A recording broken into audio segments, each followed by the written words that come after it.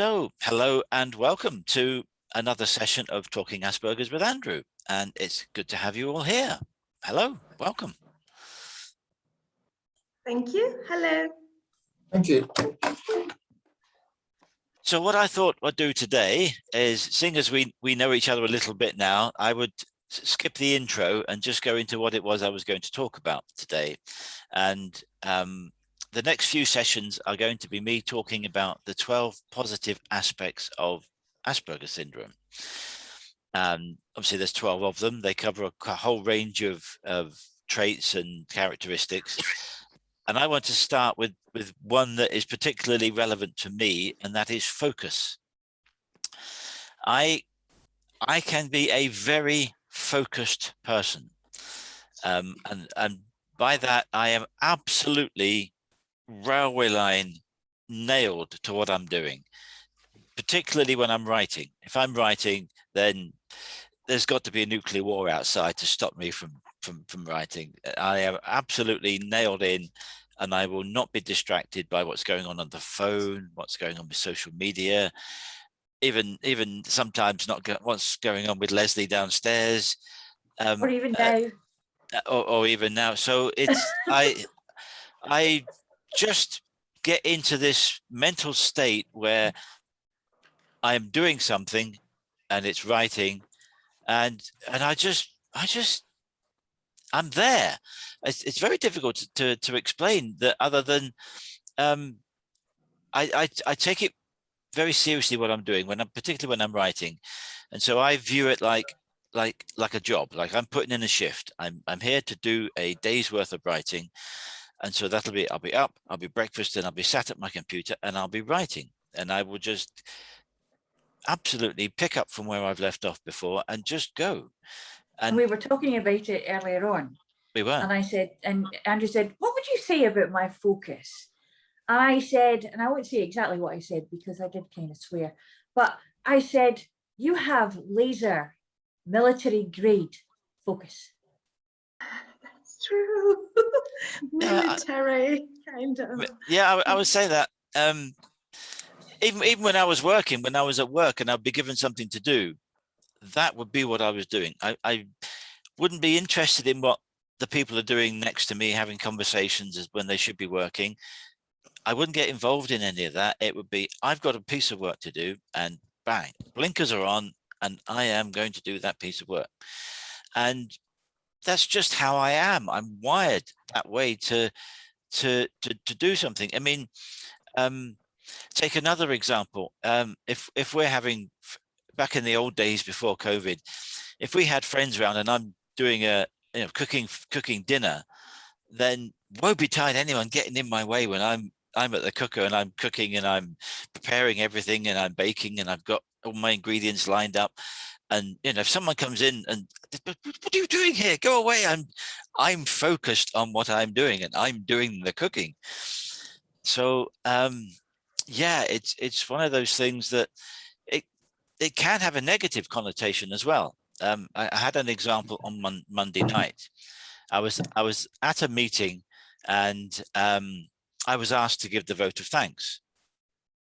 So I was actually listening to the person who was speaking, not from the context of, this is very informative, this is good. It was, what can I extract out of this to give a vote of thanks? So what are his key words that he's using? What are key phrases? And so I'd written down a couple of names on the sheet of paper. One of them was one of the other delegates. So when it came for me to give the vote of thanks, I actually wrote it out as a Word document so that I could read it and it would be clearer and flow better. And because I had this other person's name on that sheet of paper, I put that other person's name in the vote of thanks. So when I gave his vote of thanks, it went down well as a lovely vote of thanks. I just had the wrong name. I referred to one of the delegates and not the main speaker, which was rather embarrassing.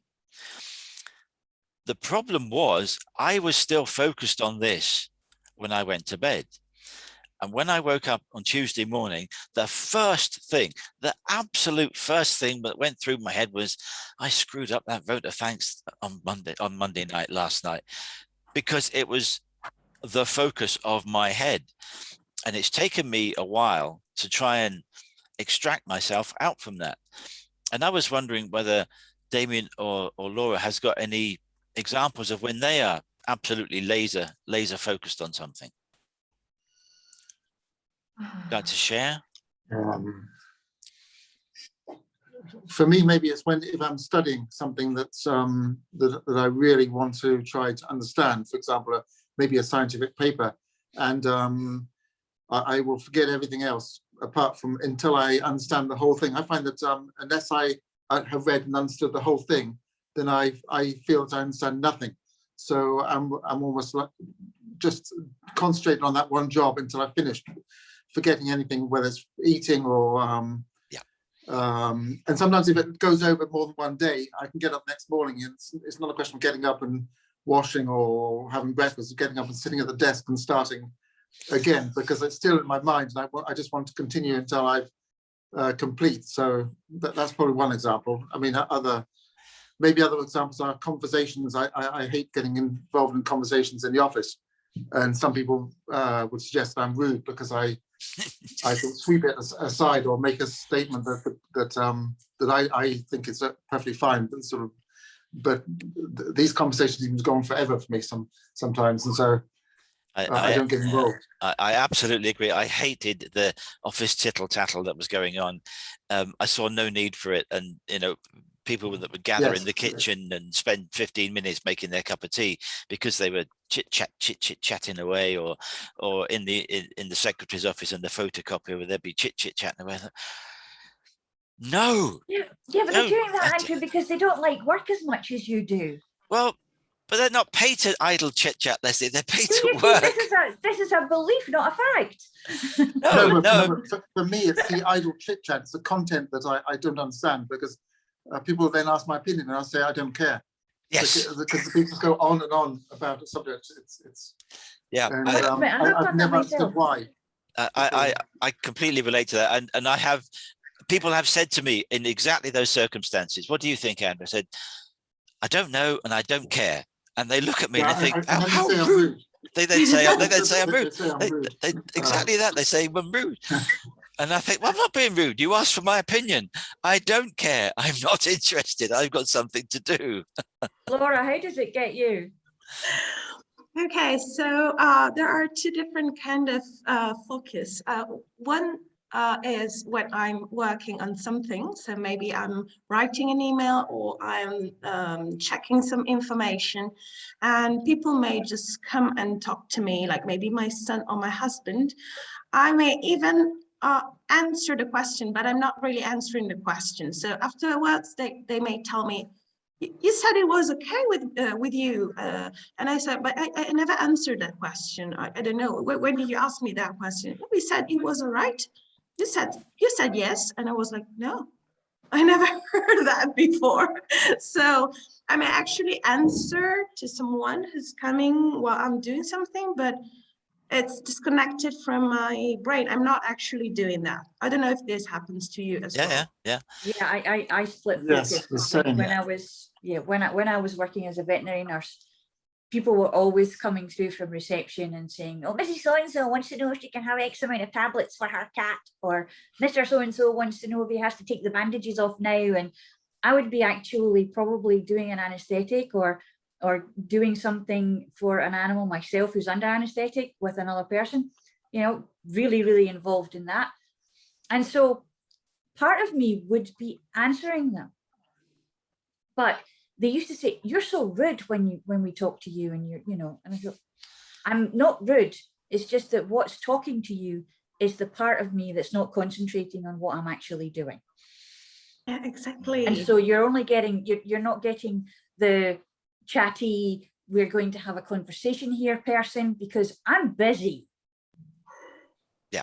Yeah. I know that Leslie sometimes picks me up saying, "We've had this conversation, Andrew," and I've got no memory of it, because we may have had the conversation, but I would have been focused on what I'm doing, and it's literally, "Andrew, such and such about such and such," and I'll sort of turn around, say, and then come back and not really register in my head that I have had that conversation. Actually, I think that's an accommodating hearing thing. Don't you think, Laura, with husbands, that happens? Yeah, Yeah. that's true. Very true. This I mean, is important to me. This is something that she's saying about something that's really not important to me, and I don't care. So I'm just going to shut these off. Yeah, exactly. And they may think that we don't care about that, or we we're not going to paying remember. attention. Mm. But so they get really, I mean, my husband gets frustrated or he doesn't like it. And they say, look, I really have no memory of what we said before. I'm so sorry about that. But I was doing something else. And I would probably answer without even realizing that. And that's something that happens to me. And this was something that Andrew explained before. Like if I have some conversation and someone tells me something that I may perceive as hurtful somehow or offensive, then I wouldn't just stop thinking about it for probably 1 or 2 days. So even today, for example, I was thinking about a conversation I had with my boss 2 days ago while he was explaining, because I told him one of my students, I thought one of my students suffered from dyslexia. So I wanted to tell him that was my opinion, and I wanted to ask him what should I do with the student, or what were the expectations from the company or the school itself. And he started telling me what was dyslexia all about, and that I shouldn't consider him ill or something. But I never actually thought that he was ill or somehow not intelligent. Never. I never thought about it. And I thought he was assuming that I considered him like that. And to me, it was kind of offensive, because I would never think something like that. And so I kept thinking about it for 1 day or even more. What we have to think about though, Laura, is that people's idea of what the dis part of any word means has got to do with their perception of what they understand. And a lot of people don't understand that people who are dyscalculic, dyslexic, dyspraxic are usually extremely intelligent too. It's just that there's a short circuit somewhere. It's like with Asperger's and autism, there's a kind of shorting out of a certain part of the chemical pathways in the brain that doesn't allow them to make a connection in the same way that neurotypical people would make a connection, perhaps. And it's one of those things that it doesn't mean that they're stupid. It just means that they think differently. And the difference is that it's not that they cannot be taught, it's that those who are teaching don't know how to do it. And the more open that we are about Asperger's, autism, dyslexia, dyscalculia, the more we're going to be able to say, this is absolutely normal for this to happen. It just means that we have to approach it differently for this person than we would for that person. I've seen a great cartoon that occasionally does the rounds on social media. There's a man sitting at a desk, looking all official and sort of teachery like, and there's a row of animals. There's a giraffe, there's a monkey, there's a goat, there's a cat, there's a bird, there's a snake, and maybe 2 or 3 other, a goldfish in a bowl. And he said, okay, now everyone, we're going to judge your ability to learn and your intellect by your ability to climb that tree. The goldfish hasn't got a chance. Doesn't mean to say he's stupid, So if we're teaching children, if we're teaching people how to learn, in my view, we should learn to adapt how we teach so that we teach so that that person can understand it. So in other words, if they need to be taught in a different way, then it's our job to teach in that different way so that we can relate to how they can best understand it, rather than trying to bash all the edges off square things and try and stick them into round holes. Definitely. And it's something that I had as a child. I was always trying to be squeezed into other people's expectations of what I should be, and I just wasn't. I wasn't. And being different because of the Asperger's, although I didn't know till I was 51, it just, I don't know, just some things I got really well, like maths. I could do mental arithmetic in my head before the teacher had finished it on the blackboard. But other things, I just couldn't grasp. And it wasn't because I wasn't clever. It's just that I wasn't able to grasp how it was being taught, and they never changed the teaching method so that I could get it. Yeah, So it when was I- more about a teaching method actually, and Mm. their expectations. Yeah. Just to know whether they had like some special material for the students, or if they wanted me to use or to do different kind of exercises, you know, because with pronunciation and listening, he was like kind of, you know, struggling really hard. So my question was all about like, what does the school want me to do as a teacher? That's it. Because I'm not judging the student, of course, not me. Come on. So yeah, I couldn't just stop thinking about it. I felt Yeah, almost sorry about like, you know, like I was not even supposed to ask, maybe, I don't know.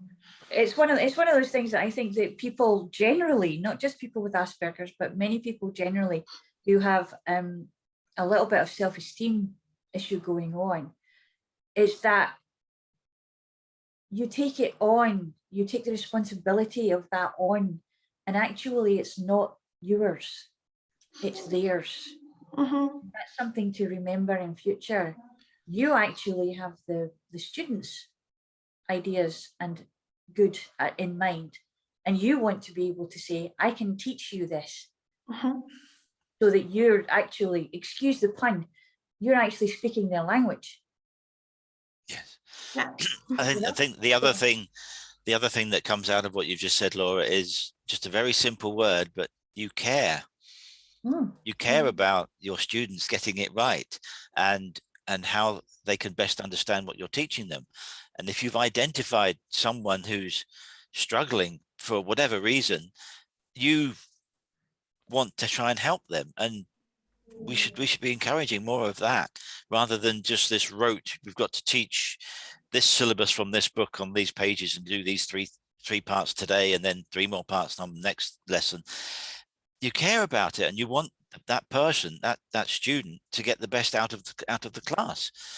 And this is the focus. It's the point of focus. Which end of the telescope are you on? So basically, when he is focused on that issue, that word, he sees a disability. Mhm. You see an opportunity for teaching and an opportunity to learn how to teach this person. Mhm. So you're at one end of the telescope and he's at the other. And unfortunately, I think that's kind of an analogy for neurotypicals and neurodivergent. Depends on which end of the telescope you're on and where your focus is. Because if you've got your focus in the wrong place, you're never going to see the other person's point of view. So there's many different ways that focus comes into life, particularly when you are dealing with the kind of things that people with Asperger's and autism have. It depends on which end you're looking through. Is it all about, oh, I don't know how to deal with this because I don't know what it is and they're disabled? Or is it, oh, I don't know what to do with this. I'm not sure about this. Maybe I can learn something about this. Who do I ask? Mhm. I think we should never lose sight of the fact that you have a student there who is relying on you, and your ability to teach them what they need to know. And if you care about it, then you're going to want to find the right way to help that student. And we should never knock that at all. That should be more. We should have more of that in how we teach anyone to do anything. Yeah. So Damien's kind of on the move. I was wondering, Damien, what do you like focusing on? What do you enjoy to focus on when you're not at work?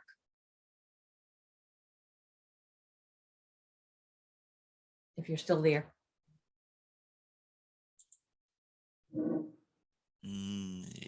Probably not. Oh, there he is. Did you hear that? Yeah, sorry, I'm not. No, I just muted myself by accident. I enjoy reading, probably factual books about. I enjoy historical books, so I enjoy reading. I enjoy studying, and I enjoy the violin. I enjoy working out how to play different tunes and playing them. At the moment, I'm trying to play a tune with my daughter. She plays the guitar, so I'm practicing a tune that she sent me, and I'm going to send her the video, and then she's going to join it with her playing the guitar. So that wonderful. relaxes me. Fabulous. It's a way to put all your energy in one subject. I find that if I put all my focus onto one subject, then I can relax. Yes. Especially after a long day at work. It's how I relax, by Yes. focusing on something specific. If I'm doing nothing all day, I find I don't relax. I don't enjoy the time off. So, but if I focus on something, then it's relaxing for me. I completely agree. I mean, when I'm focused on my writing, it's so difficult to explain, but it is the whole essence of what I'm doing. And there's an emotional attachment to how you're doing it and what you're doing, and you're getting something out of it when you're doing it. You're not just writing 1,500 words or 5,000 words. You're emotionally involved in what you're doing. And Yes, so exactly, yes. and so when you stop that emotional intensity, you can then feel that you're naturally wanting to relax, because you're going from one intensity, a high focus on something, to something that you can relax and enjoy, sitting down watching the television or reading a book or doing something, listening to music. And I think it's the sort of it's the give and take, isn't it? You've put in the effort, the emotional, and the sense of being connected to that item, that thing that you were doing. And then you stop, and there's that let out of breath, there's that relaxation, and you can then go on and have a relaxing time for the rest of the day. I completely understand that. Yeah. Yes. It's good to have four corners though, isn't it? It's good to have like a set time to focus on that, and then a set time to stop. Oh, yes. Because I know that sometimes I get lost in things sometimes. And to tell you the truth, before I was married to Andrew, there were occasions when I forgot to eat, and I didn't realize the time, and it would be 2 o'clock in the morning, and I'd look up and think, why am I so tired?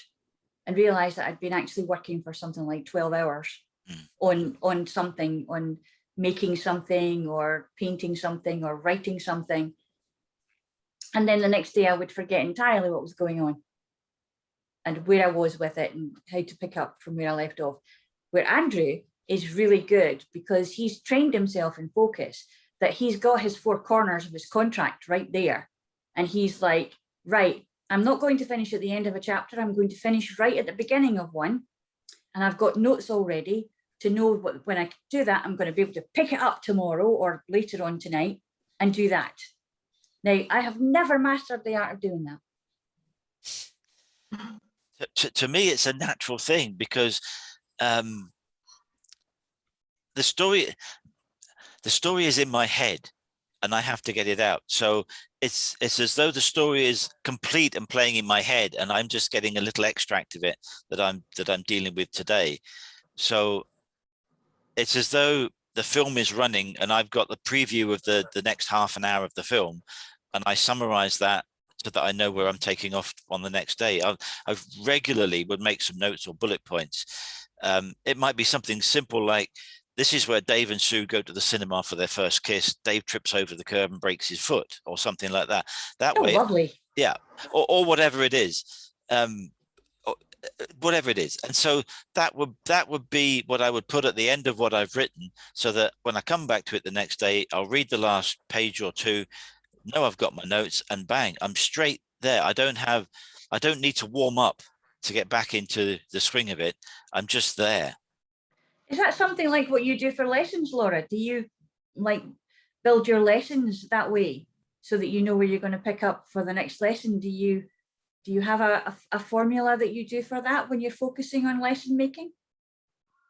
Oh, okay. So it really depends on the type of lesson. Okay, if I have to follow a book, for example, I normally remember very well where I finish with my student the session before. So I have a good memory about that. Okay, as for other type of lessons, I normally prepare slides. So I pick a topic, for example, and I make like a lot of slides, actually. I may get to 22 slides Oh my about goodness. one single topic. We are supposed to speak for 1 hour only, not even more, but sometimes the topic is something that fascinates me. So I may speak about that for I'm with you forever. on that one. I am with you on that one. Yes, Andrew gets me into trouble for PowerPoint, death by PowerPoint. I actually, you know what, when I make those slides, I always come up with a lot of questions and a lot of things. It's not hard for me to think about how to talk about something, you know? I could even I don't know, I could even speak about the same topic maybe for 4 or 5 times. Yeah. And make as well 20, 30 slides per time. I don't know if that happens to you as well, but What yeah. about you, Damien? In terms of preparing for the next day, I always try to start what I'm doing the next day, the day before, so that I don't have to, as you say, warm up into something. I have my list of my jobs and my list of what I'm going to do. And if I'm doing a particular subject, I have an introduction. So I'm sort of already prepared myself for what I'm doing, if that's the same. Maybe it's not, but Yeah. Oh no, that's It's very exact- focused. That's very focused on the future pacing of things, really, isn't it? Excellent. Fantastic. Thank you yeah, very yeah, much. I feel I have to. Yeah. Oh, that's my 10-minute warning, which has come to a convenient point. I was going to ask if anyone had anything else they wanted to ask me today before we wrap up. The only thing is the list. Are you? What sort of other subjects are you going to cover on that? I just want one interesting subject will be interesting is relationships and how you can manage to live with someone or be with someone else. That's one of the subject. Well, we could do that one together, Andrew. I'm happy with someone, but then I want to. Yeah, I don't know whether it's a too personal, but I found, well, I was married, but she left me. I did have a girlfriend, but then when I'm with someone, I enjoy being with them, but then I want to kick them out. I want to them. When I imagine being with someone for 24 hours, it's for me sometimes it's too much. Too focused, especially. I know what you mean, and then without Leslie taking this the wrong way, it's as though you can use up a certain amount of emotional attachment, and then you get to the point where I need to be away. I need to get away and be on my own now. It's been nice having you here or seeing you or being together, but I need to be on my own now. Yes, it's not. I mean, yeah. Trying to do that without appearing rude to one's spouse or other it's quite tricky sometimes. Well, let's face it. This is the reason why we don't actually see each other most of the day or the evening, because we see each other at well, maybe breakfast. the ways to combat that, because I was only a couple of years diagnosed, but before that I didn't realize that why I enjoyed being with someone, but then I wanted them to leave me alone for and that people don't understand that. But I suppose if they did understand why, you can work around these things, and as I said with anything, you can work around. The more you understand about yourself, the more you can that would find a way be to an get the best out of interesting. the situation, I suppose. Yeah, that would be an interesting session. We could definitely look at that. I I'd was definitely turn up for that one. Yeah, I was going to do more, but on the positive aspects of Asperger's, and then we could certainly look into that. Definitely, that's a good one. I've made a note of that. Thank you, Damien, for that. So, unless anyone's got anything else, I just want to mention, because I haven't mentioned it yet in any of these sessions, and it's just something that I have is I do have a course that I have prepared for. Yeah, but there was a Sorry. Go on, Damien.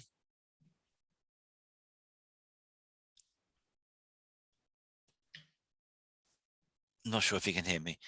don't What think so. what I was going to say is that I do have a course on how to manage people with Asperger's at work. So if anyone wants to ask me anything about managing people at work, then I'm happy to share those tips and content with you if anyone thinks that's useful.